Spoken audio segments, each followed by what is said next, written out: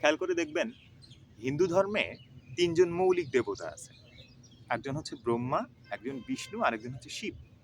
আবার ইসলামী জীবন ব্যবস্থায় ৩টা মৌলিক চরিত্র আছে। একটা হচ্ছে আদম আলাইহিস সালামের চরিত্র, আরেকটা হচ্ছে জিবরাইল আলাইহিস সালামের চরিত্র, আরেকটা হচ্ছে ইবলিসের চরিত্র। তো এই ৩টা চরিত্রের কারণেই কিন্তু সৃষ্টি পৃথিবী পর্যন্ত আসছে ইসলামী জীবন ব্যবস্থা অনুযায়ী, নইলে সৃষ্টি পৃথিবী পর্যন্ত আসতো না। তো জিবরাইল আলাইহিস সালামের কাজ কি? জিবরাইল আলাইহিস সালামের কাজ হচ্ছে উনি আল্লাহর প্রেরিত বান্দার কাছে আল্লাহর বাণী পৌঁছায় দেন। আপনি যদি খেয়াল করে দেখেন বিষ্ণুর কাজ কি? বিষ্ণুর কাজ হচ্ছে সংসার যখন ইমব্যালেন্স হয়ে যায়, বিষ্ণু তখন আসেন, বিষ্ণুর অবতার এসে সংসারকে ব্যালেন্স করে দেয়। তো জিবরাইল আলাইহিস সালামও ঠিক একই কাজটা করেন। জিবরাইল আলাইহিস সালাম কি করেন? যখনই পৃথিবীতে কোনো ঝামেলা তৈরি হয়, তখন আল্লাহ তাকে তার নির্বাচিত কোনো মানুষের কাছে জিবরাইল আলাইহিস সালামকে পাঠান। জিবরাইল আলাইহিস সালাম আল্লাহর বাণী পৌঁছায় দেন এবং ওই মানুষটা সেই বাণী অনুযায়ী সমাজকে মুক্তির পথ দেখায়। এরপরে হচ্ছে আদম আলাইহিস সালাম। আদম আলাইহিস সালামের সাথে দেখবেন যে শিবের দারুণ সিমিলারিটি আছে। আদম আলাইহিস সালাম হচ্ছে গন্ধম গলায় আটকায় ফেলছিল।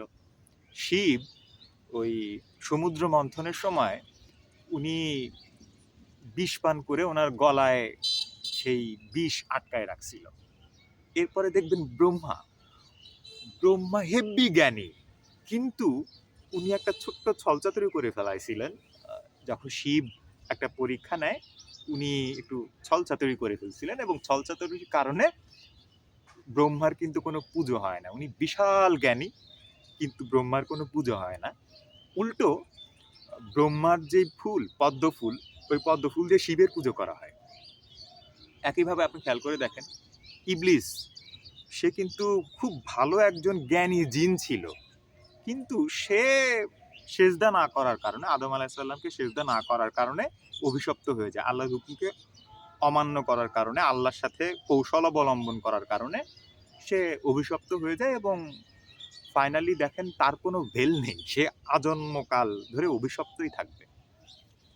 তো এইরকম সিমিলারিটি যে শুধু আছে তা না, আপনি যদি আরো একটু ডিপলি খেয়াল করেন দেখবেন শিব মানব মুক্তির জন্য 114টা ইয়োগিক পথ দেখায় গেছে, যার মধ্যে 112টা হচ্ছে মানুষ চাইলে ওইটাকে অ্যাচিভ করতে পারে, আর 2টা হচ্ছে 112টা অ্যাচিভ করলে ওই 2টা অটোমেটিক হয়ে যায়।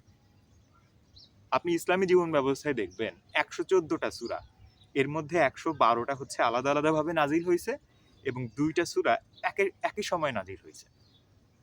তো এইরকম করে আপনি যদি সিমিলারিটি দেখেন, দেখবেন যে পৃথিবীর প্রত্যেকটা ধর্ম একটা আরেকটার সাথে ভীষণ সামঞ্জস্যপূর্ণ।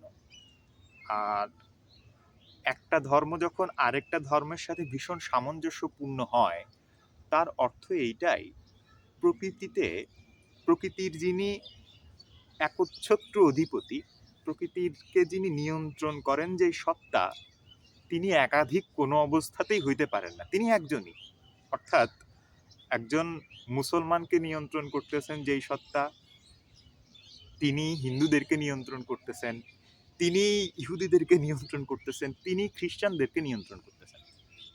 তো যদি সত্তা একজনই হয়, তাইলে ধর্মের মধ্যে এত বিভক্তি কেন?